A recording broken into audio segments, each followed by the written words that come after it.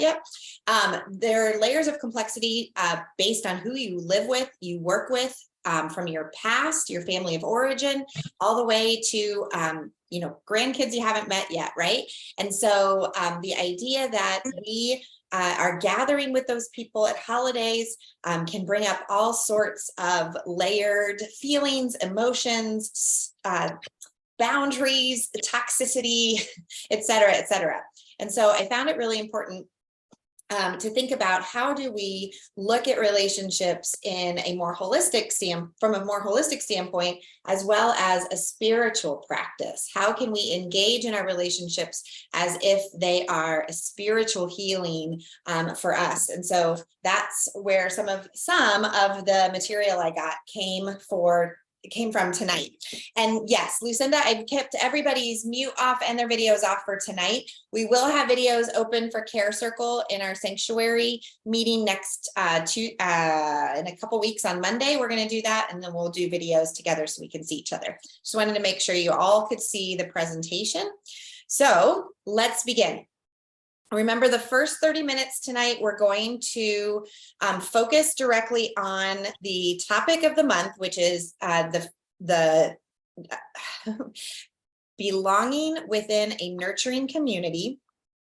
And then the second 30 minutes, if you decide to stay on with us, we're going to do a quick aroma reset around things that are bringing you heartbreak, joy, suffering, excitement, anticipation as you look forward to the month ahead, maybe the quarter ahead, and help you do some micro planning and kind of get out of your own way with some new goals and some new direction. So again, I don't know why it says I should have taken created by Benjamin Perkis off the front page, because I created this presentation, but he did create the aroma freedom that we're going to talk about in the second half of tonight's presentation. But know that this is something that I created from my heart for you in designing our experience of nurturing community.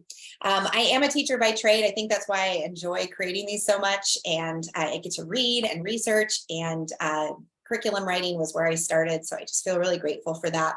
Once I retired from the classroom, I became a spiritual director / soul coach. I don't know really what to call myself, so I try to stay out of imposter syndrome and just say, I'm just a mom who's looking to connect with other moms and women in midlife who want to connect more deeply to themselves and to others. I remarried Jerry 3 years ago this month, and we share 4 teenagers all together. And currently, I am deeply grieving the loss of my mom. It's been 10 months since her passing, and as we get closer, I find myself, I told a friend this week, putting more white space into my days, because I know the pain and the sorrow of that is overpowering. And I know I have to create space to allow for it to flood over me so that I can adequately respond to my needs, my body's needs, my health, my mental health needs, my spiritual needs in the next couple of months and into the holidays. So it's actually perfect to start talking about this now. A quick disclaimer, and I added this bold-faced part in more recently, and this is me and Jerry. I am aware that if you are in danger of any kind, as a practitioner, it's my duty to report any kind of concern of that a minor or a vulnerable adult is the victim of physical abuse. So please just be mindful of that as we're sharing or you're writing into the chat, because we want to make sure that our community is safe and sound, and I want to be part of a solution and not part of the problem. If you're curious about how Young Living fits into this, our amazing oils community was founded by my mom. We called her the founding mother, to help teach other families to be empowered in their own wellness journey. And so a lot of times you'll hear me refer to supplements and products, and I'll be drinking out of my Ningxia Red, Ningxia Zing mason jar beverage tonight as we share. So let's begin. There are places, this is the section of Brené's book called Places We Go When We Search for Connection. So these are emotions that we experience when we search for connection.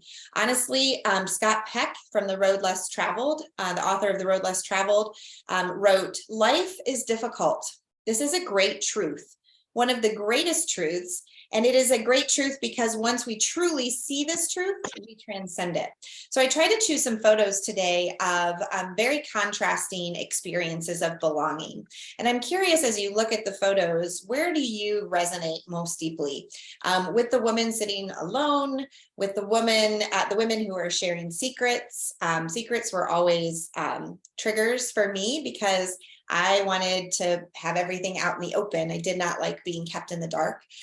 Or have you been the victim of abuse, truly, because of in this case, it's a woman's religion, maybe how she's dressed, but have you been terrorized for your beliefs or something of that nature? Because we are all searching for connection at some level. Brené Brown in the Atlas of the Heart book grouped the emotions together and mapped out 87 of the human emotions.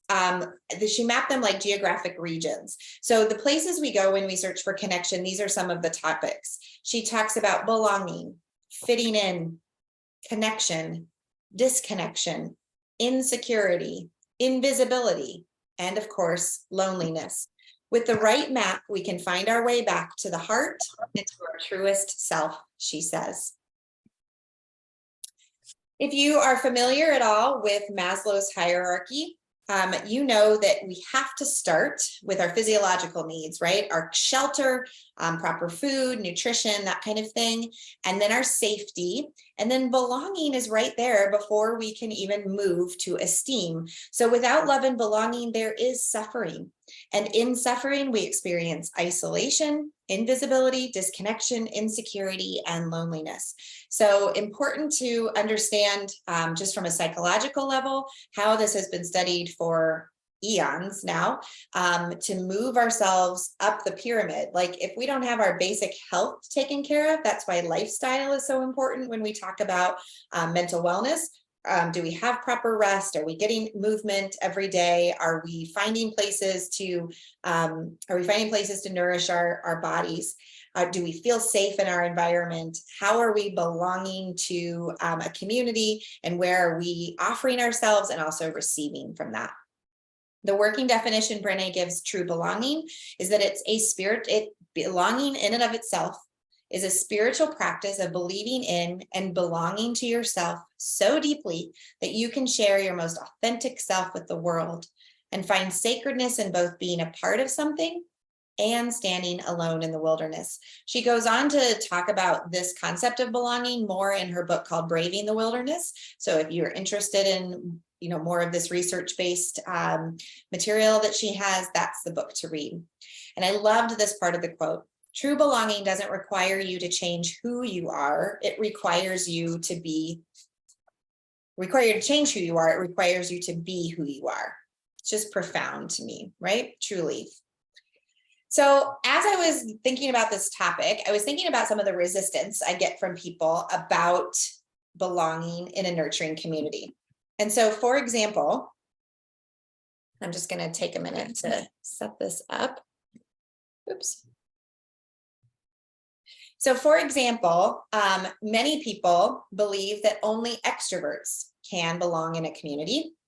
Maybe they believe that it's the same as fitting in, and we've never felt like we fit in. Maybe we feel like a square peg in a round hole. Some people find it to be very risky, and it means a lot of vulnerability. Some people may consider that it requires too much effort to belong to a community, means that we have to step outside of ourselves. And there's, especially I think in America, there is a sense of individualistic nature that keeps us from believing that we need other people. So I'm curious if there's one of these that stands out to you more than another, something that you would believe is true about belonging in a nurturing community. And if you'd write the number of that in the chat, that'll help me kind of come back around to your particular topic. It's also important to note as we're here that research supports an association between belonging and the transverse, which is loneliness. Loneliness is a negative affective state experienced when a person perceives themselves as socially isolated and is associated with poor health behaviors and increased morbidity and early mortality. Y'all, The Surgeon General came out with a study that says that that loneliness, feeling lonely the majority of the time, is worse than light smoking. So if you are somebody who's given up smoking because you heard it was bad for your health, you might want to give up loneliness too. Loneliness and social isolation actually affect our heart, our health. Yes, our heart too, even more than obesity. How about that? They actually declared in May a new public health epidemic in America, and that is loneliness.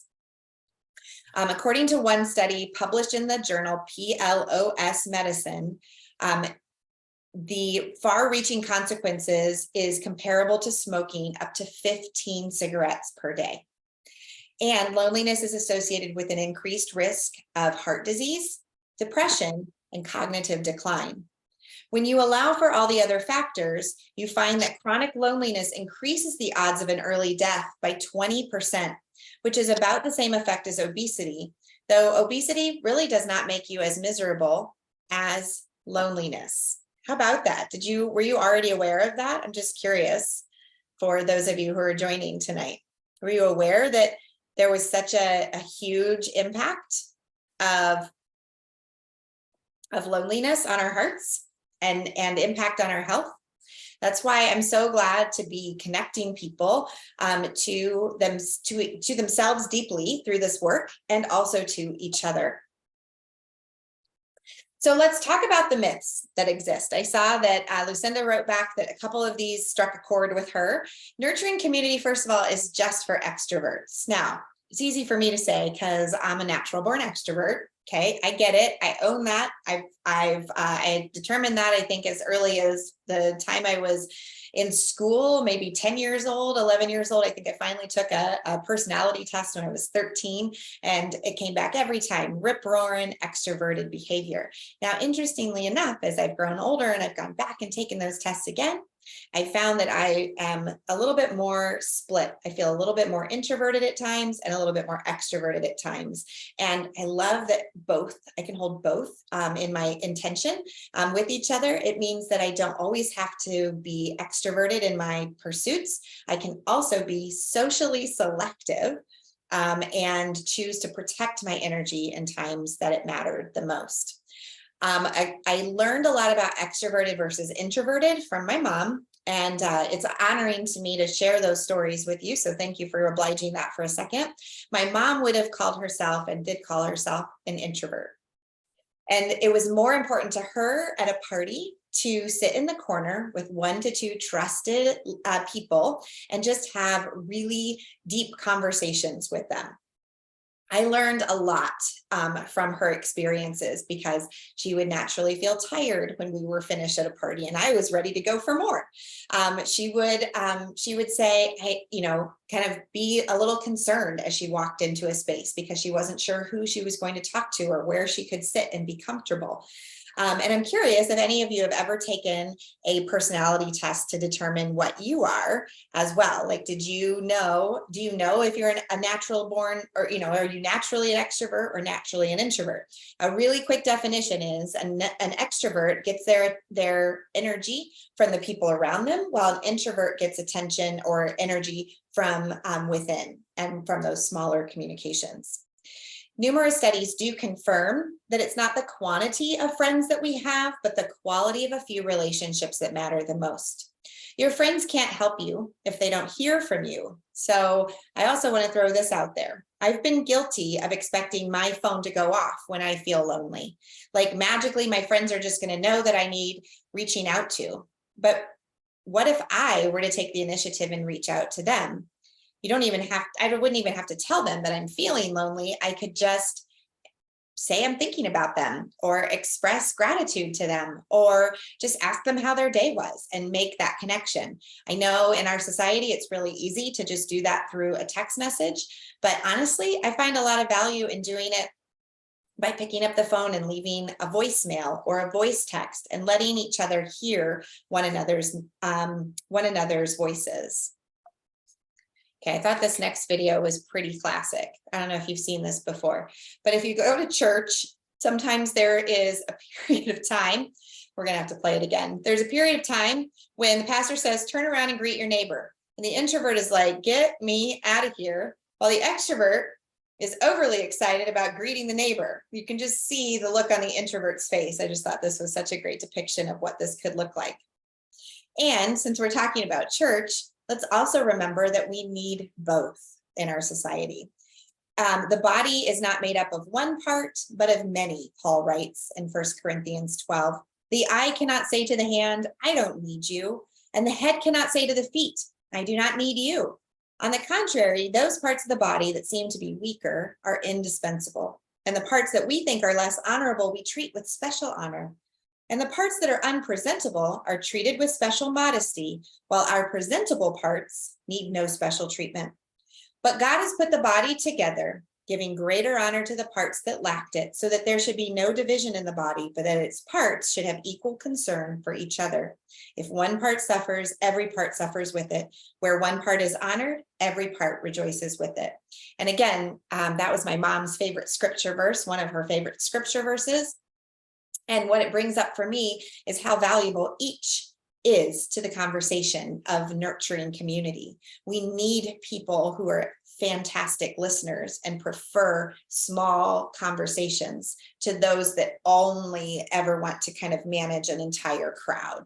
So be aware of that in your own personal interactions and social engagements and things like that. Are you being considerate of people and maybe even coming to Thanksgiving in your family who are going to have large table conversations, but then smaller, intimate conversations after, during dessert, when maybe the big dinner table is finished.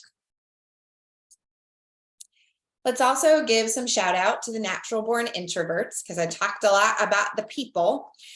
There's a great book by Susan Cain called Quiet. Now, I read Susan's book called Bittersweet and loved that. I have not gone back to read Quiet, but I have family members who have and recommended it to me to be a little bit more empathetic about my extrovertedness compared to their introvertedness. But what she says is to organize your life at optimum levels of stimulation. And she said, find your sweet spot, which will make you feel more energetic and alive than ever. So don't be afraid in our very loud and obnoxious society to be the quiet voice. Balance your extroverted activities with times of tranquility and isolation. And also there's this other phenomenon in our socialization right now, that highly sensitive people don't really care for meaningless conversation. They can be highly linked to other people's mood swings and environmental stimuli. So again, children in particular who have gone through COVID relatively isolated, you might need to make some other arrangements so that they feel more comfortable in a group setting. I know I have a family member who doesn't come to family gatherings. He's still very much part of our family, but it's too stressful for him to be part of a group. But sometimes he'll sit in the room adjoining and listen from behind a closed door.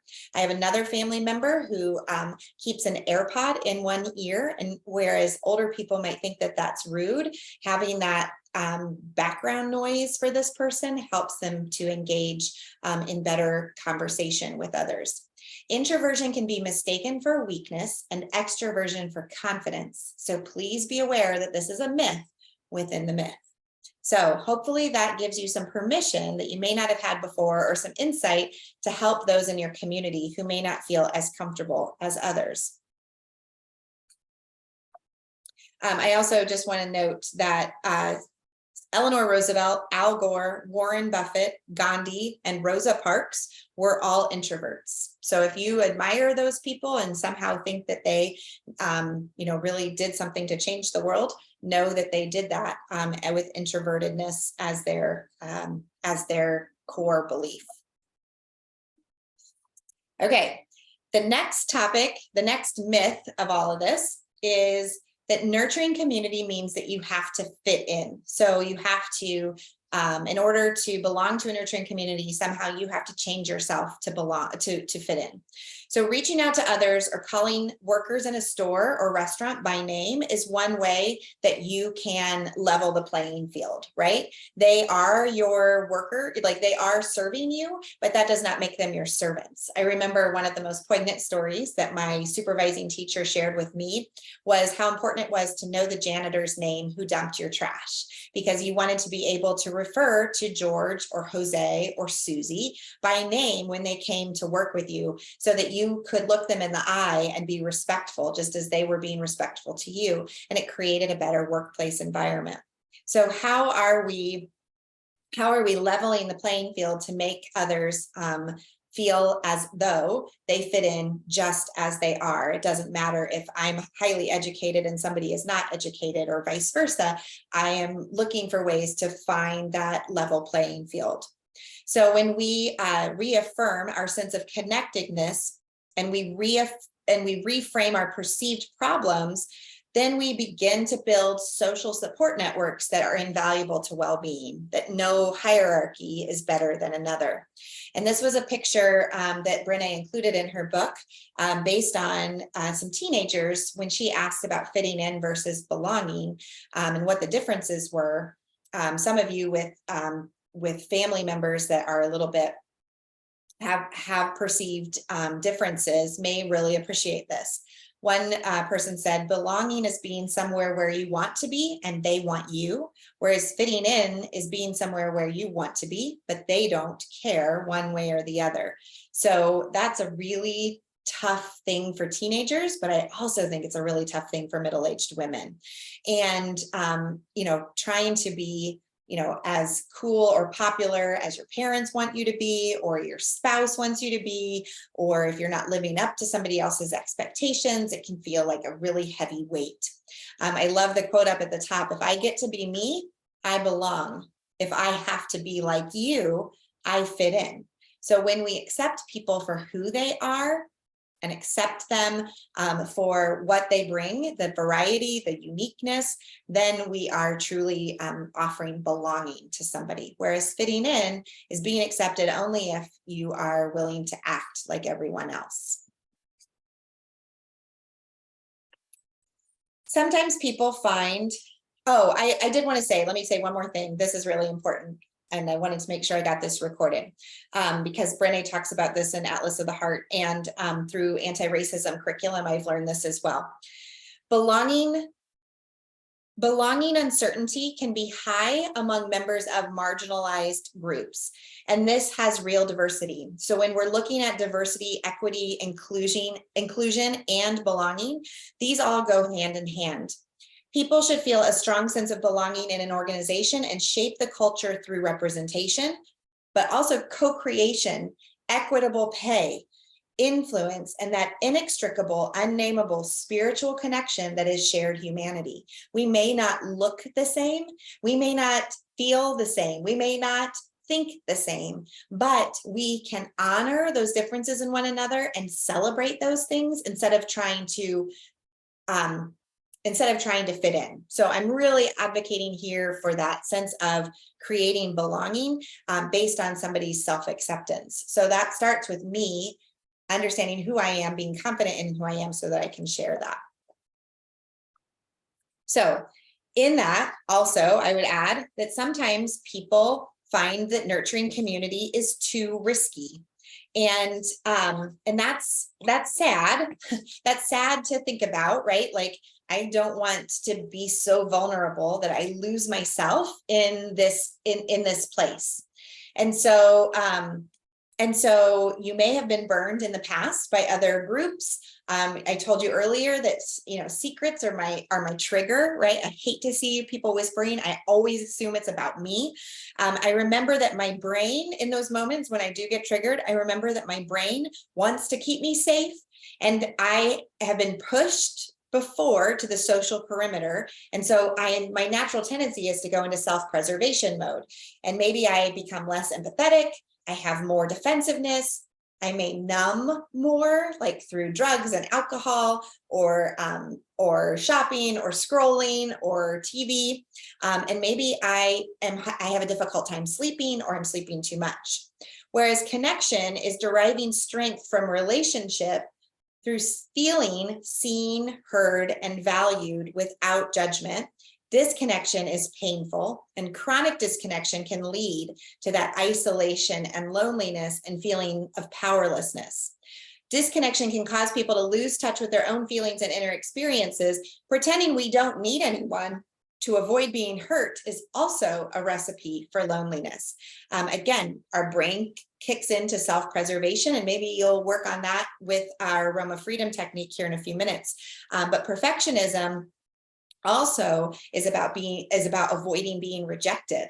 So sometimes we focus so much on what's the perfect place for me that we lead people to reject us, because we have such strict guidelines and strict black and white rules that we think everyone needs to follow. Judith Jordan once said, the need for connection in which growth is a priority is the core motivation in people's lives. In growth fostering relationships, people are able to bring themselves more fully and authentically into connection. So if you, as a person entering into a community, want to think about yourself as someone who's a lifelong learner or growing constantly, then these are the things that you're going to attract into your life. And these are the people that you're going to want to surround yourself with. But if you're holding back because you're afraid of getting hurt, your brain is going to be too focused on protecting itself and not focused on that growth edge that you have. You can also cultivate weak ties within your community. So here's a picture of people who are perhaps offering comfort to the person in the middle. And maybe that seems like way too much effort. Like, I shouldn't have to work this hard to find community, right? This shouldn't be so hard. I'm 50 years old. I'm 65 years old. I'm 75 years old. Whatever it is, I should just have community. It does require a lot of effort. My grandma died when she was 86. I'll talk about my other grandma who's alive. My grandma who's alive is 95. And she hosts parties at 95 in her nursing home. And that woman, I'm telling you, she's either baking cookies for a party, baking a pie, baking cakes. She's either taking people to the doctor. She's either hosting people in her room. She's playing bridge down the hall. She's checking on neighbors. She's writing letters. It does take a lot of effort. But at 95, I love the spirit that she has in making those small connections. And so I wanted to talk for just a second about those weak ties. Sometimes we can think community has to be our best friends or our family. But isn't it kind of cool when we find relationships sort of casually that people get us without even really knowing us? Weak ties is a business concept that talks about our social network. And this has really enhanced in the last, I would say, 15, 20 years since the onset of social media, right?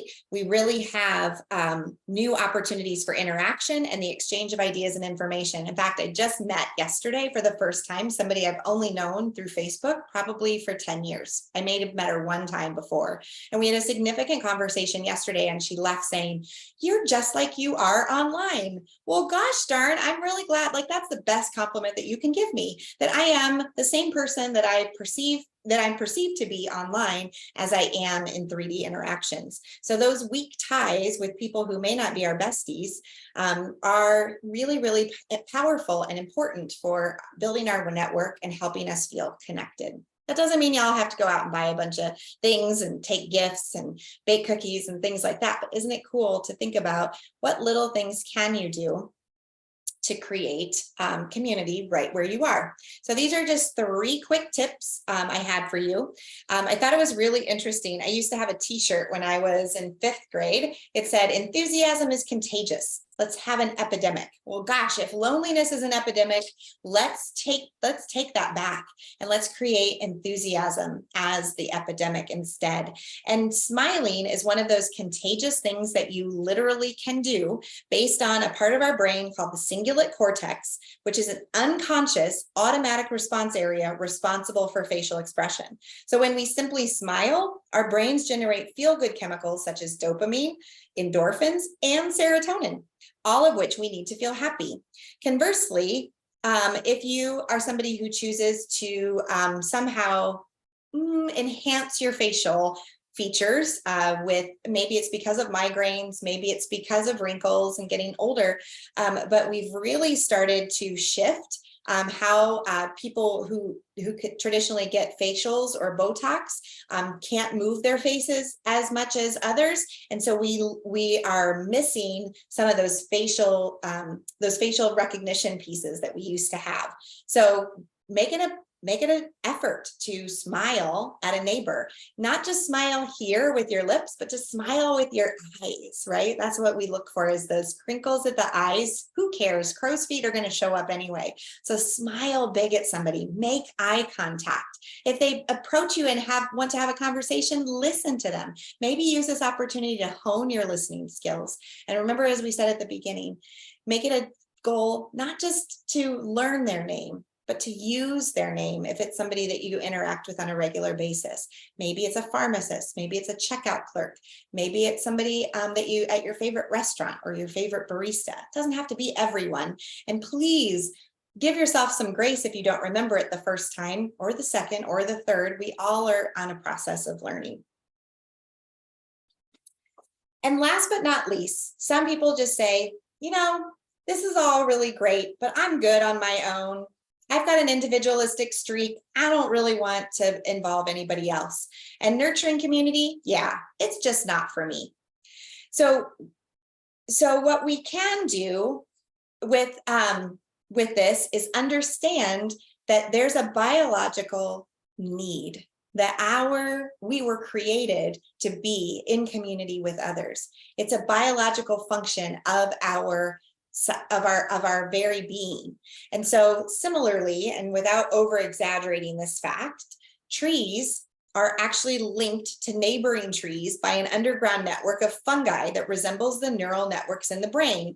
And so this one particular scientist, Simard, she said she watched a Douglas fir that had been injured by insects appear to send chemical warning signs to a ponderosa pine growing nearby.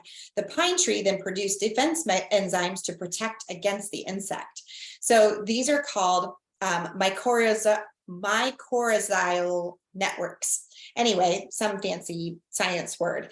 But she said, my life changed as a result. She said, I believed that, or I started to understand that when a member of our community was suffering, how we responded was our version of responding to the distress signals of the people around us. So again, not exaggerating it, but giving us purpose to care for somebody in our midst, maybe giving us a new contact, a new weak tie, maybe lifting our spirits because we're putting ourselves out there and creating a higher frequency. Like we say, when we do good for other people, we change the collective.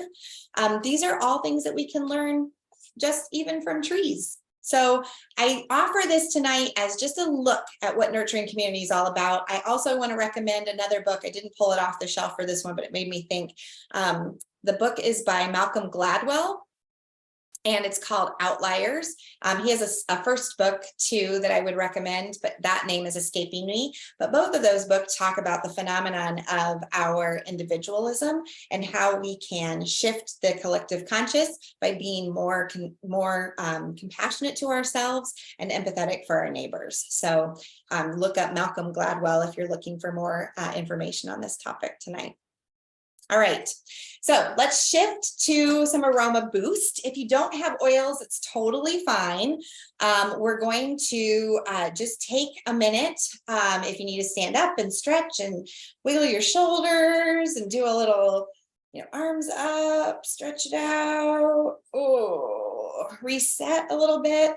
I'd love to know in the chat what you learned already about tonight. I'm just really, really grateful for being able to just put together this little presentation.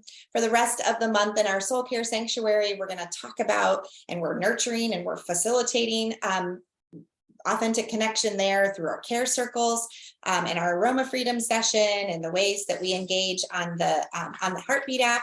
So I'm really grateful for that. If you don't have oils, totally fine. You can go grab a citrus fruit out of your kitchen or an herb, anything that you've got that has some sort of potent aroma. The reason we use aromas for this part of the practice, the reason we use aromas for this part of the practice is because fragrances actually have a powerful impact on your emotional state. So as soon as you take a whiff, the airborne odor molecules travel up your nose to your olfactory receptors, which then relay the messages to the other parts of your brain. Your sense of smell is the only one of the 5 senses that is directly linked to the limbic system, the emotional control center. So by using these 3 oil blend, if you do have oils, I would highly recommend using frankincense, stress away, and lavender. Together, these are termed the memory release mixture. These are oils that are high in sesquiterpenes that can increase blood oxygen levels in the brain. So this isn't necessarily just for energy, but this is just for your neurons to be able to communicate differently. The stimulation of both aroma and oxygenation seems to affect the amygdala, which is part of the brain that plays a major role in emotional processing. This stimulation then accompanied by mental focus and intent, and that's what we're going to do with this process, actually facilitates the release of stored emotional blocks. So let's continue. This was designed by Dr. Perkis. I gave him props at the beginning tonight as well. I had hair like stuck in my elbow. It's not the worst. He's a clinical psychologist who's been in practice since 1995, and I actually heard him present at convention about using joy for grief, and I said, tell me more. How do I learn to use these oils? Because I was going through a divorce at the time. And fast forward 10 years or whatever it's been, and now I'm a trained aroma freedom practitioner under his supervision because he wrote a book called The Aroma Freedom Technique to help people release, transform their emotions and realize their heart's desire. So I ask you, as you come into a new month, this is the process I've been doing to create my monthly micro planning. As you look at the month ahead, what are you looking forward to the most? What are you not looking forward to the most? What are fearful of? What stymies you? What memories do you have that are popping up for you about October? Maybe I triggered some things talking about community tonight and thinking about Thanksgiving in a couple of months, the holidays impending. Perhaps you're starting to feel a little bit sideways about gathering for any particular event. Maybe you have a special celebration coming up. Maybe there's some grief that's kind of cropping up. But go ahead and just kind of brain dump all those different things. That's kind of how I get started. My memory photos on Facebook are always really good for this as well, or I'll go through my phone and look at those sort of triggers from last year or the last 10 years in October, and just sort of do a quick scroll and find the pictures or the times that have some sort of impact on me.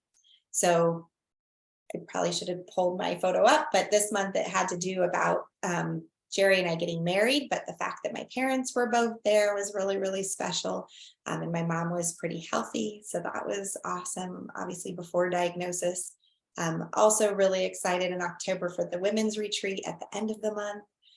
So things I'm looking forward to as well. And also just remembering too, just the last October, the special moments that I shared with my mom. So as you consider all of those things in your brain dump, what would you say is your biggest roadblock at the moment?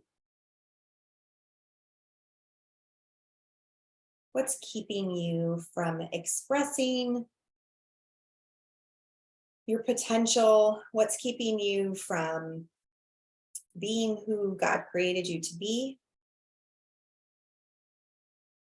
How are you hindered by circumstances of your current situation? And bring that roadblock to mind. Really crystal clear, like get a really clear picture of what it is. I know we did sort of a brain dump. Now I'm asking you to think about that one roadblock that is getting in your way.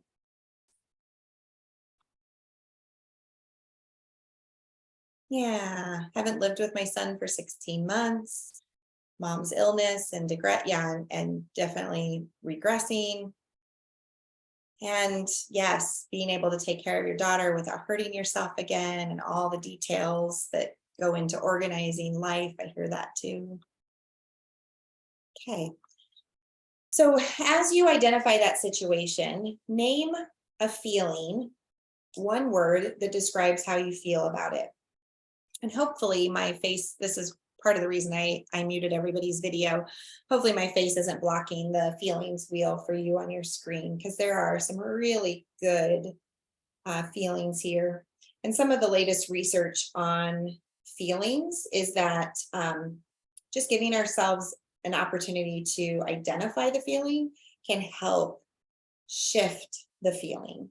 So we can release fear more quickly if we're conscious of what type of fear it is. So you can see that scared over there is your fear about confusion. Is it feeling submissive or insecure?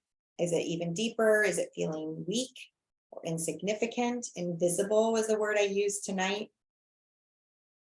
Foolish or embarrassed. There's a great app you can download. It's called the How We Feel app.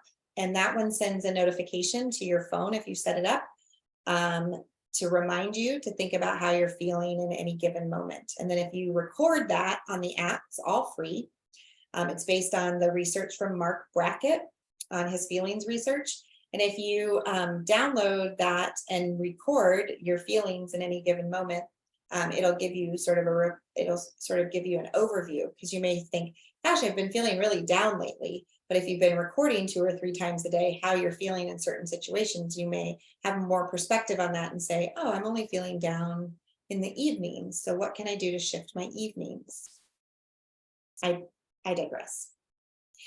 Let's go back. You've identified the situation. Name the feeling you have about the situation. And then locate that feeling in your body. So it can be a sensation that you have, a posture. It could be in your shoulders. It could be in your chest. It could be in your stomach.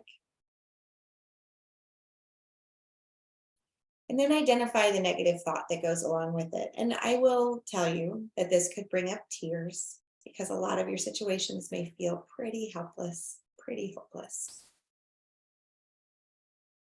If it does, breathe through them and think of what the negative thought is that tells you you can't, won't, don't have what it takes to get through it.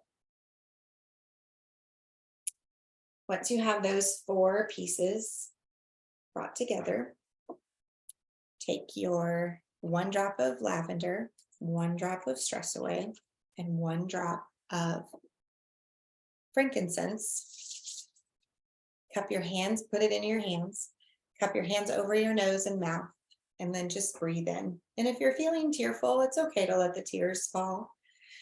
They won't last forever, I promise. Take a deep breath into the oils, hold it at the top, and breathe out. Take a deep breath in. Identify that situation. Think of the feeling. Find the feeling in your body. Identify the negative thought. Breathe out.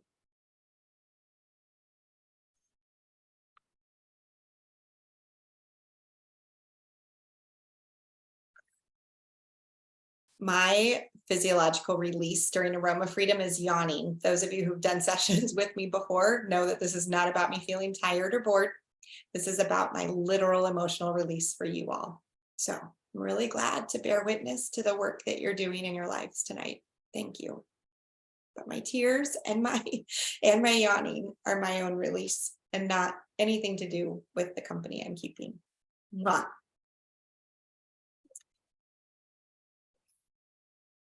Once you feel a shift and you're in a place where you can decide what is next, make a note to yourself. We're going to do this reset one more time. This is just a quick 60-second reset. Hopefully having it in the evening allows you to have a calm, restful rest of your day. You may decide you've hit upon something that requires a full aroma freedom session, and that's coming up in a couple of weeks. We're going to do that together on Zoom. Make a little note. Were there any clear thinking next steps? Were there any insights that you hadn't considered before about what your month, what October could be for you with this one overwhelming, anxiety-producing situation in a manageable place?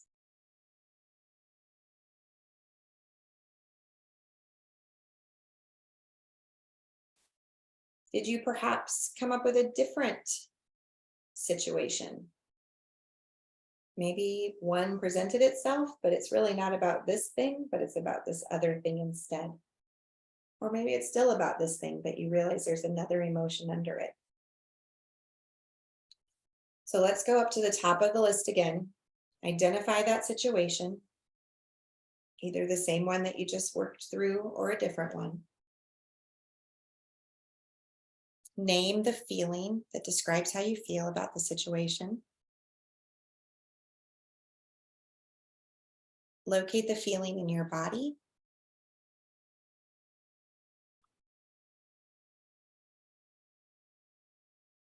And then identify the negative thought.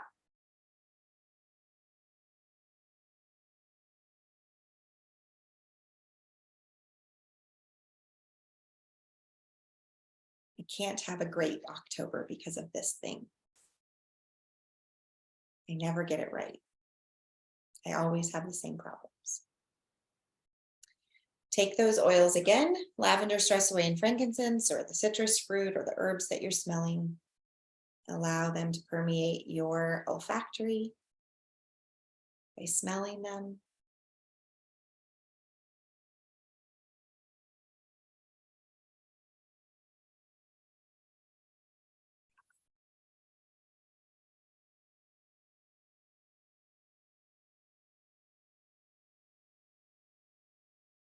Make some notes to yourself. What's shifting? What new inspired thoughts are you having?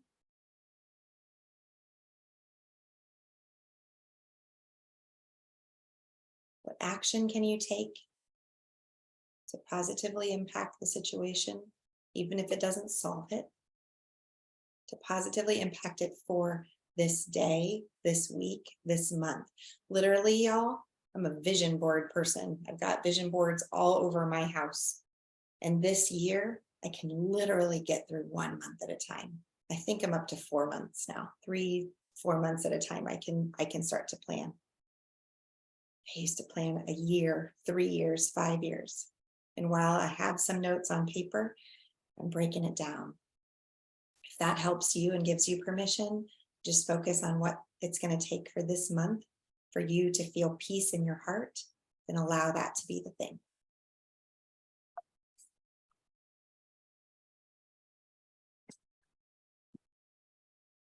So you may be asking, what do I do next? What comes next? Is there an action that you can take that will positively impact the situation this month? So I know Christina wrote into the chat, she said, I'm always his mom. Just because I'm not able to drive right now doesn't mean I'm never going to see him. So figuring out a different way to communicate, right? I haven't seen my daughter for a month either. And I'm thinking, gosh, it's going to be, it's going to be a full 6 weeks before I see her in person. So the action I can take is to show her love in other ways. A helpless, hopeless situation typically has some sort of impact that we can make. Relieves our anxiety, helps the other person. Maybe it has something to do with nurturing community tonight. Bring it to mind. Keep asking for help. Good, Lucinda. This is where you write some things down. It's this whole think and ink process, right? You can create a visual representation of your goal for the month. I do it through, I totally spelled visual wrong. I do it through my collages that I make. Perhaps a collage works for you of photos of people and things that are important to you. And so it keeps it in the front and center. I actually was going to show you, the front of my phone. I have stuff all over it. So let me take that off. Oh, it's all still there. The front of my phone.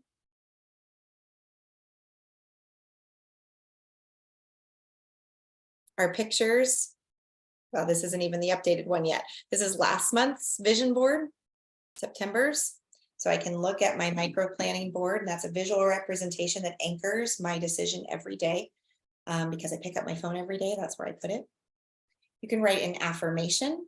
And then we're going to anchor it in with oils in a power pose. Anyone lost in the process, text me into the thing. Yeah, plan, oils for focus, talk to the support group, organize some things on paper. Yep. So we're going to do a process now called creating an affirmation together. So the affirmation sounds like this, and I don't know why I don't have the stems up here, but it goes like this. I feel, and then you're going to choose a positive emotion. So I feel lighter, or I feel joy. I feel peace, whatever the emotion is that you want to feel more of. I feel this, I feel the emotion I touched my heart, in my heart, in my head, maybe you get headaches. So you feel release in my head when I make my plan for October. I feel relief in my belly when I know that Lizzie's taken care of. I feel hope in my heart when I see my mom each week. Period. Doesn't have to be anything else attached to it. The reason we stand in a power pose is because Amy Cuddy's research out of Harvard says when you stand in a power pose, you create confidence. So different than the conversation we had earlier tonight about extrovert and introvert, and more about the confidence that you have in the moment. Hands on your hips, hands above your arm, your head, maybe prayer pose, whatever simulates confidence to you in this moment. You can take a different oil or a different herb that you have, something different than what you just used. I like to use transformation or believe. You're going to put a little bit on your body. And you're going to repeat that affirmation. I feel blank in my blank as I blank this month. I feel in my as I this month.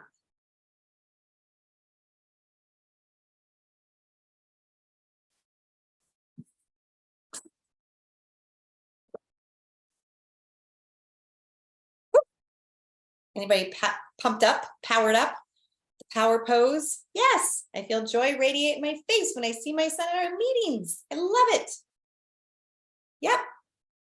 We can dwell on the things that we cannot change, or we can have courage to change the things we can. And sometimes it's just our response to those things. And aroma reset is really good at shifting our brain out of its natural responses, our natural reactions that keep us safe. If I've completely lost you, you can come back to this recording and do this process with me again. It becomes more second nature every time you do it.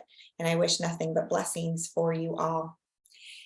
Definitely find accountability after you've created this. I post mine on social media. I'm very open about posting photos of my family. And so that's an important, it's a way of posting sort of my intention for the new month.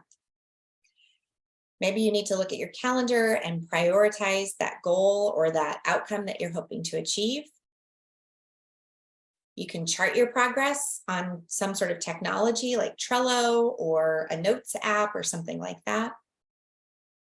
Make sure you celebrate those milestone accomplishments along the way, track them, show yourself how proud you are.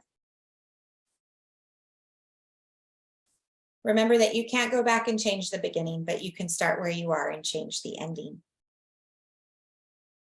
The more we realize and accept that change is the only constant in life, the happier that we will be, the more fulfilled we will feel, the more contentment in each and every situation.